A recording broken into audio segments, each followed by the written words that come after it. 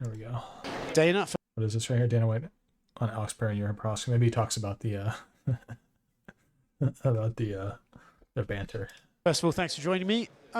Bit of a question heading into UFC 303. Do the commission test for witchcraft and sorcery?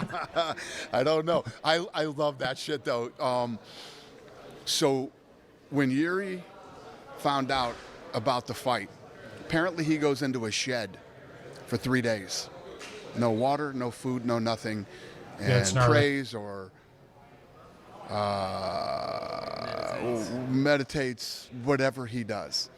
So apparently his coach went and banged on the door and told him that this fight was available, and he said something to the effect of, if this is what the universe wants, you know. So he is that dude. So he sees him doing the Charmin stuff or whatever, or Sharma, or fuck, I don't know what the fuck. He said Charmin like it's toilet paper. He sees him doing toilet paper. It's shaman, Dana. That's hilarious. Fuck it is, but he's like, yeah, no, he's using, this is unfair. I think he got that confused because Alex Pereira, when he's finished with a interview, always says Shama. And for him, that's like later, like cool, whatever. You know, it's just like his thing, Shama, like he made it up. So he must have got that confused with the toilet paper and shaman. Using witchcraft or whatever, black magic, and it is just another reason that this fight is so fucking awesome. I know that, like, not you that it's not real. Who knows? Everyone knows that, you don't love the flashy walkouts and stuff like that. But when crazy. you have the face paint and the samurai, like, this one's just like a fun thing to watch every time, isn't it? Well, this is real. This isn't fabricated bullshit where somebody wants to come out it's not WWE. With a gimmicky fucking wrestling type thing. It's the Warriors. This is who these two guys really fucking are, man. This is the way they're. This is what makes people really love. You know when something is authentic and to the core, this is who these people are, as opposed to some bullshit fucking wrestling shit.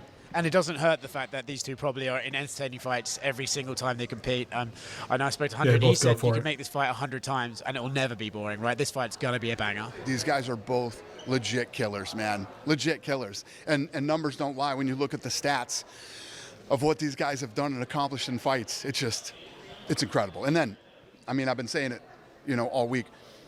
The main event and the co-main event are a coin toss for which one's fight of the night. Yeah. And congrats again on giving more bonuses at press conferences. That seems to be a trend these days. The media working hard there. And it's fun. It's fun giving away more money for fights that you know are going to be fucking incredible. Alex Pereira, obviously, we spoke in Saudi about him taking the most of the opportunities that he's provided, right? Every time he's offered to step up, he takes it. 2 titles, everything. Already, is he crafting out a legacy, like a Hall of Fame career, or do you think he's still got to have longevity in the sport? He's a guy, when you think about it, I don't know how much money he made in kickboxing, but I'm assuming he didn't make a lot of money. Provided for his family and did whatever. Now he's got the opportunity at this point in his career to do these unbelievable things on the biggest stage possible in combat sports and make a bunch of money doing it. You know, and the guy's an absolute killer. He jumps at every advantage. I say it. Yeah, Alex talked about that he was, before this happened, there was a lot of reference, before he showed up in the UFC, there was a lot of reference to him being, you know, in a bar and seeing Israel Adesanya and knowing, hey, I knocked that dude out. I beat him once on points, and I knocked him out the second time I fought. And this guy's a world champion. You know, I should be there. And Izzy kind of made fun of that a little bit. And Alex was in a bad state, I guess.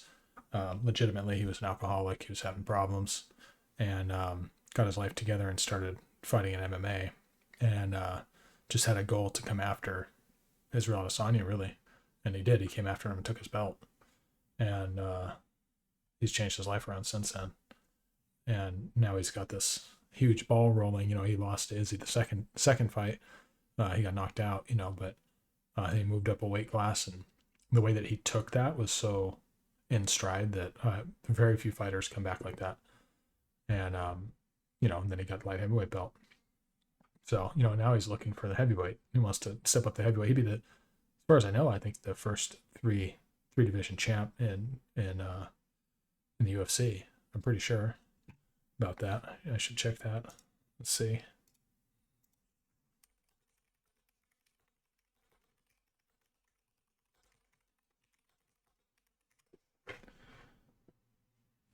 Yeah, no, there's never been a 3 division champ. So I didn't think so. I know there's a couple fighters that have fought in 3 different divisions, and Jared Cannonier's got knockouts in 3 different divisions. So heavyweight, light heavyweight, middleweight. But nobody's been a champion. Nobody's held a belt in all 3. So Alex would be the first if he did that. I don't know. For instance, if Alex can beat somebody like this Tom is not Aspinall, a job. This is an opportunity, and this is a guy who jumps at opportunity, takes fights hurt, doesn't talk about it, doesn't care about it, and comes in and just does what he does. So, yeah, I mean, but he's got dynamite in his hand. These are the moments and his leg kicks are where legends are horrifying. made. So outside of this he fight, could beat anybody it's been an on interesting any given month at the UFC. It feels like every fight that you get made gets cancelled, then remade, cancelled again. We had that documentary Fight Inc.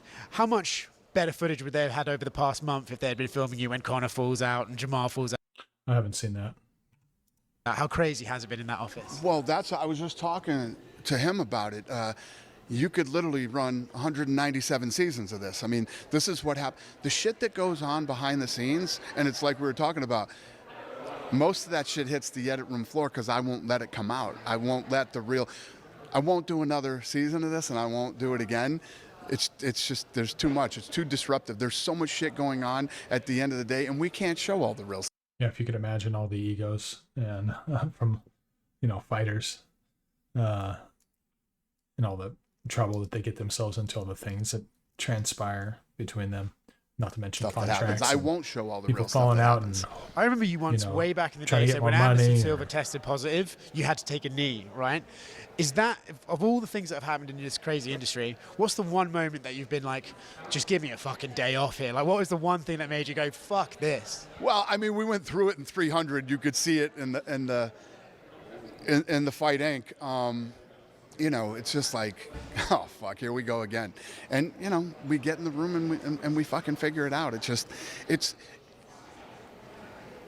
It looks dramatic and everything when it's happening, but it's every fucking day. Just constant. Something happens. I tell you this, I get into the office every day between 8:30 and 9:30, and I don't leave till 7:30, 8:30 every night. I mean, you're just dealing with things that happen nonstop on every level of this business that you can imagine. Does it even rattle you anymore? Or have you just been around too long for it to really bother you? It's not that it rattles me, it's just like, here we go again. Here's another, I like solving problems, and nothing will ever be harder than COVID. How did you experience Saudi Arabia? What was it like for you? And obviously Turkey Al Sheikh, you said aggressively wants to explore it. He's pitching movies and stuff like that.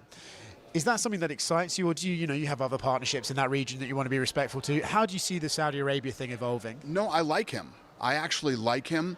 The guy has a vision for a sport that is completely fucked up. He likes you.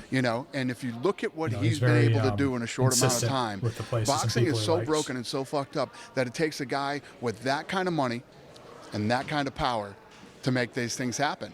So this is why, I think it's that right there is why I don't watch boxing anymore, because it's so hard to see 2 guys who are the best in the world fight.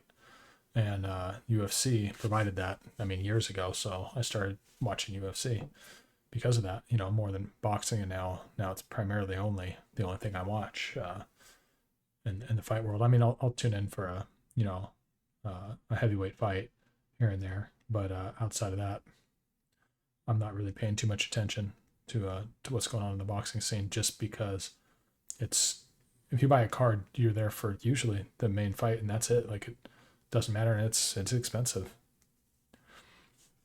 And after, let's be honest, after watching MMA, it's to see what he accomplishes over the next it's several years. It's not as jaw-dropping, generally. I don't kiss anybody's ass for any fucking like reason Dana White whatsoever. Says, it's not as I shit. didn't feel that Dana way, White or if I shit didn't, moments. have this feeling about as him. Many of those in boxing. I would let you know, and I would be all out on it. But I like this guy. I respect him. I like what he has already done, and I'm actually looking forward to see what he's going to do in the future. He's dealing with a shit show of unbelievable proportions, and I like the way he's handling it. Yeah, speaking like boxing randomly, just on a tangent, like Usyk, first undisputed champion, 25 years, immediately has to give up one of the belts, so there's not even undisputed anymore. It's just fucking, boxing's weird. It's unbelievable. And, it's terrible. It's going to take a guy like Sheikh Turkey to fix it. And I'm fascinated to sit on the sidelines and watch how it plays out over the next couple of years. But he's making the fights that nobody could make. And it was a fun fight. It was a good fight, you know? Doesn't that I mean, not to go on about this too long, but doesn't it just show the other guys in boxing, like, you guys could have been doing this already. You could have sealed up the whole fucking game if you really tried, but you all wanted to keep your guy undefeated and so on. It's just... If you remember during COVID, Yeah, when I was going through COVID, that's a big thing with boxing. What's his name? Fucking. As soon as you get a loss, like boy, you're dished off dang near. huh? Whereas in No, I love Eddie MMA, Hearn. totally I'm different. talking about the other, the asshole. Bob There's a Arum. list. Bob, Arum. Stephen. Bob Arum comes out and says, this guy, he's a dumb guy. He's fucking this and that and everything else. Look at how long Arum's been in the game, right? The guy's in his fucking 90s. I respect the fact that he's still, I mean, that guy flew out to Saudi Arabia, went to England, did all this shit. Got to respect that part of his game. But he thinks he's so fucking smart. He thinks he's so fucking intelligent. He's literally done nothing. He's made a living for himself in the boxing game. But what is at the end of the day, what does he brought have? to the sport? He has fucking nothing. He's created nothing. Always just fucking stripping money out and never invested back into the fucking sport. And he can sit there and go, well, he's got, he plays by different rules. You could have fucking fixed it. You had no fucking vision for the sport. You had nothing. You're not as smart as you think you are, Bob Arum. So to see, all these guys who have just fucked the sport up for many, many years, to see a guy like Sheikh Turkey come in with an actual vision for the sport and start to make things happen. Do you feel the same about De La Hoya? Like, Canelo left him, Garcia, God knows what's happening to Ryan. It's the same sort of vibe, right? They take what they 100%. He tries to fucking talk now like, oh, we should do this and that and all this other shit. Those guys are all full of shit. So to see that's why boxing's declining. Sheikh Turkey do some, like I said, even though it's still massive. I'm very excited to see what he does. We'll wrap up on this power slap. Paige Van Zandt. Feels like a big one, She's such a recognizable figure in combat sports. Have you seen a trend in the numbers going into this event that she's made a big impact? Listen, the fucking sport just keeps going like this. I'm not a fan of power slap yet. I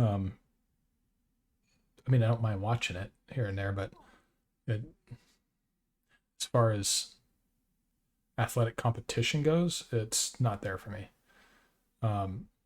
As far as watching somebody get their head smacked off, I mean, it's hilarious and crazy that they do it. Two things. Obviously, we have the you have title to pay fights. Me a lot of money to get my brain Paige knocked Van around. Zandt coming in she's a gangster. She's now competed in every combat sport that you could possibly compete in. She's got like thumb wrestling left or something like that, and then it's her legacy is complete. But the other one is Dumpling. Dumpling is the reason that this is even happening. In 17-18, I was looking on my phone. I saw this guy slapping. So it was like imperative for me to eventually get this guy into power slap. So I'm very excited about him being in this event, and obviously the rest of the cast and crew that will be fighting tomorrow night. It's going to be fun. It's interesting, though, because our first time at it's Fountain an Blue, avenue which for is going people to to be make money that, a cool venue and a fun place to do it. that are crazy.